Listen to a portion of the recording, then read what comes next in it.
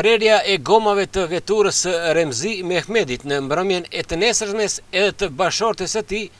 është dilema që duhet të zbardhet nga organet e policisë, shprehen organet partijake të ASH-s.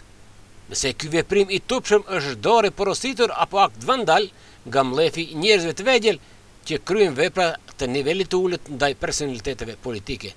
Ndërkaq, organet e punëve të brendshme, rreth ngjarjes së fjalë, na informojnë se policia është në dieni për rastin e fjalë dhe se ata janë duke punuar për zbardhjen sa më të shpejtë të këtij rasti.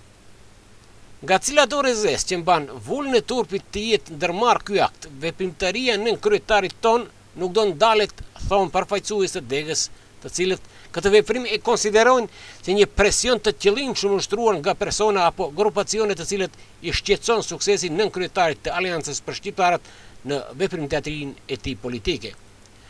Duke dënuar këtë veprim të errët, por as pak burror, të kontaktuar organet e ASH-s thonë se rreth ngjarjes në fjalë janë të njohtuar OSBE dhe Ambasada e Shtetit Bashkuar të Amerikës, akt të cilin e cilësojnë si formë presioni, i cili siç shprehen ato,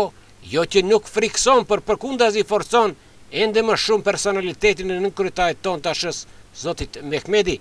i cili në 2 cikle zgjedhore ka njohur rezultate të cilat nga informacionet që disponojmë në terren pritet të dyfeshohen. Të arritura të cilat me siguri oponentët politik të tij i shqetëson e që mjeti vetëm për të luftuar pak sukses, me sa duket fatkeqësisht u ka ngel vetëm presioni, thuhet nga shërbimi i informimit të Aleancës për Shqiptarët.